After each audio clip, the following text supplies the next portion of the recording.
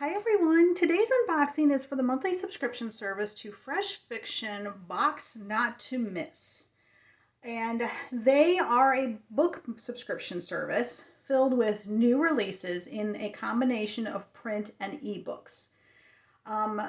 They are $35.95 plus a dollar service fee on CRATEJOY. And in addition to that, you pay about $9 in shipping. Every box includes 3 to 5 books, um, and they give you genre fiction like romance and suspense. You get introduced to bestsellers, new authors. They're brand new books. They focus on romance and mystery, and there's always a little bit of a treat inside. The treats are no big deal. They're like little candies, you know. So my main focus is the books, of course, because book subscriptions are my favorite to get. It's a wide variety. You can get Christian fiction in them, which is what I like to get, and I love getting those. But you can get some steamy romance in it. And if you are just a fan of romance and mystery and you're getting new books, this is like a great service because the price is really good when you add up if you were to pay a retail value for all the books you get, it is definitely worth it at that point. Okay, so this is the June 2022 box. Let's see what we got in it.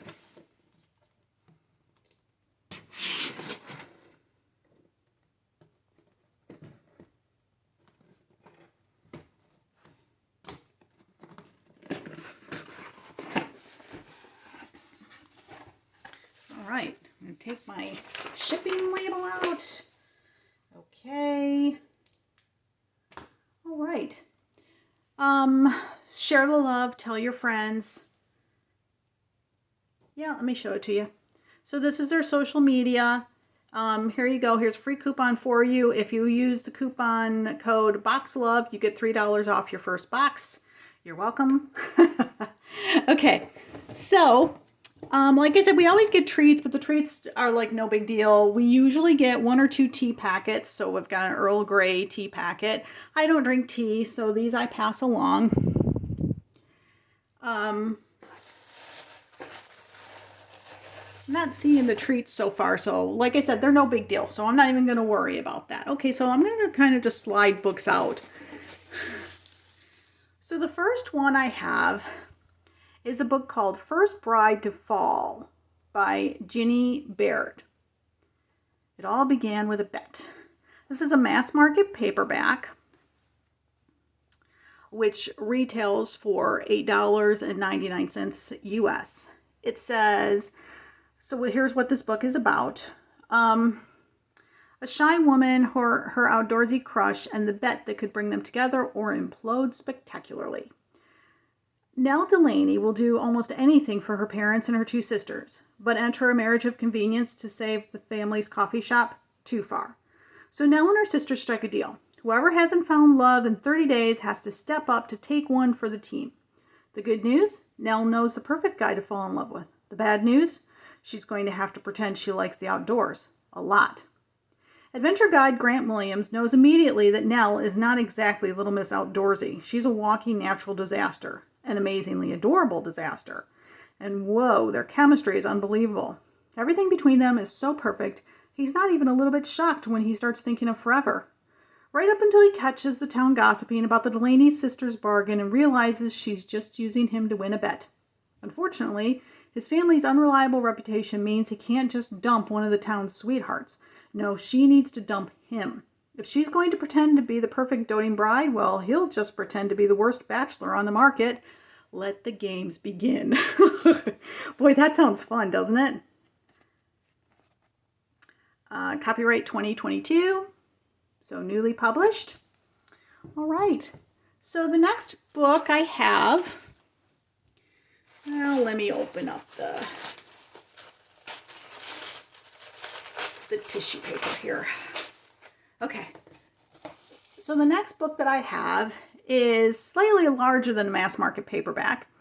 It is a historical romance, Never Marry a Scandalous Duke, from the infamous Lord series. It's by Renee Ann Miller.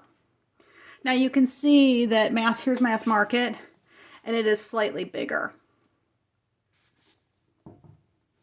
Not sure what they call those. This probably still falls under Mass Market. And it too is $8.99 retail. Oh, it got a little roughed up in shipping. They usually arrive really good, so that's actually an anomaly that happened. Okay, so this one is about, in the eyes of the ton, Lady Sarah Ellesmere is so firmly on the shelf she might as well be nailed in place. Not that Sarah minds.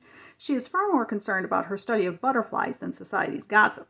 Of course, it's also true that the nervous laughter that ruined Sarah's debut and every social event thereafter is a bit embarrassing. She can hardly help it. Men are quite nerve-wracking, except for one. The rake, who pulls her into a dark room during a costume ball and kisses her senseless. He doesn't make her titter, he makes her burn.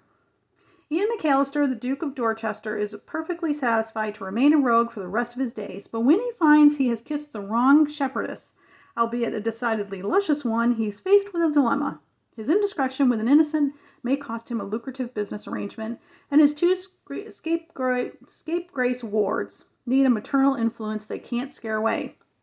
Promising Sarah the use of her dowry to fund her studies seals the pair's businesslike deal. But as they embark on their life together, they discover that their mutual attraction has sparked a desire not easily tamed, and certain feelings each of them are surprised to own. Ooh. This is probably not clean reads. Copyright 2022. I mean, I like clean reads. I prefer them to be that way, but I know in this box, I can't always expect that. And just judging by the wording, I'm guessing that one doesn't fall under that category. So I'll have to pass some of those along, but that's okay. All right.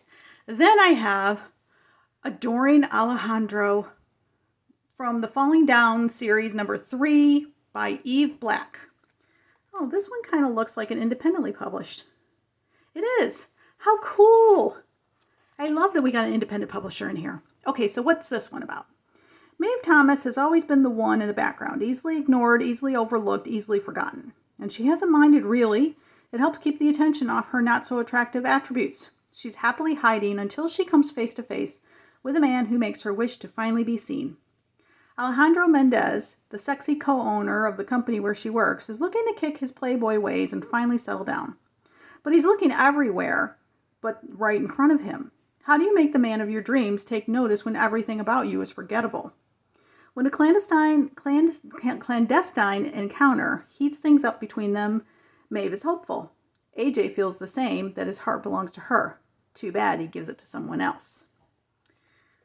All right. Copyright 2022. Awesome. I'm super excited that there's an independent author in here.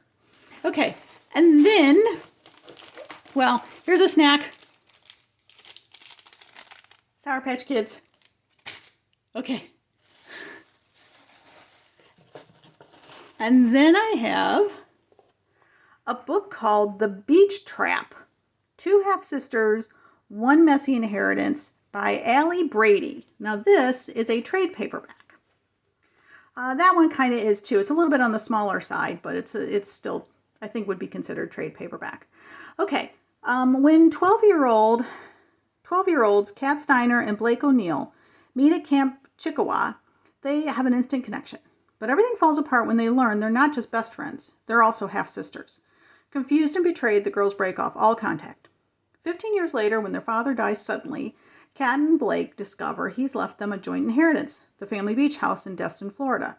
The two sisters are immediately at odds. Blake, who has recently been demoted from regular nanny to dog nanny, wants to sell the house, while social media influencer Kat is desperate to hold on to the place where she lived so many happy memories.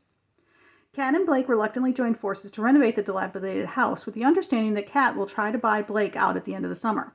The women clash as Blake's renovation plans conflict with Kat's creative vision.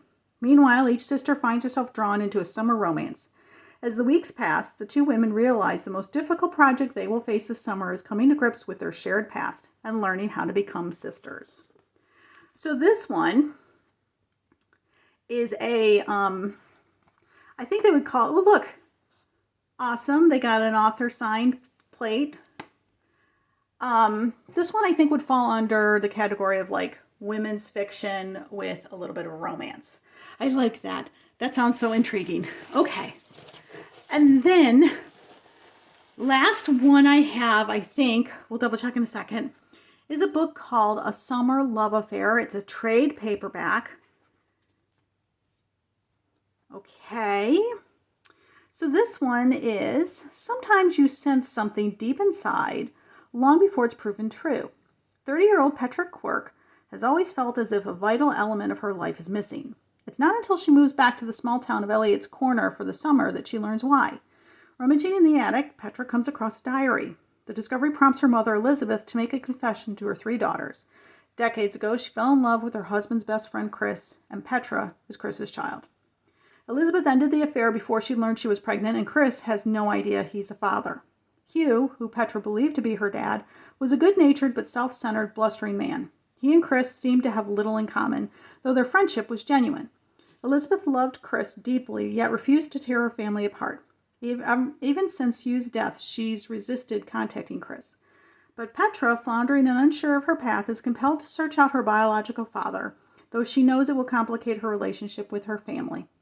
Over the course of 2 summers, decades apart, romance will be kindled and rekindled, life-altering decisions made, and secrets of the heart will come to light at last. Oh, decades apart, 2 romances. Okay, cool. This is like a dual timeline, I think. I like dual timelines, especially when they're done well, because they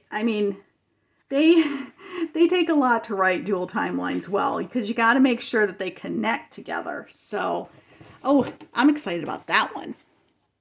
Okay, so let's take a look in the box just to see. I think the only thing we have left are we've got some Starburst, we've got some more green tea. Yep, I think that's going to be it. Whoop, I got one more Starburst. And that's it. All right then. Okay, so that is everything that I got in my June 2022 Fresh Fiction Box Not to Miss book subscription. If you like this video, please take a moment to hit the like button down below. And also, if you subscribe to my channel and hit the notification bell, it'll let you know when I post these unboxings. And as always, I love your comments. What did you think of the selections for this box?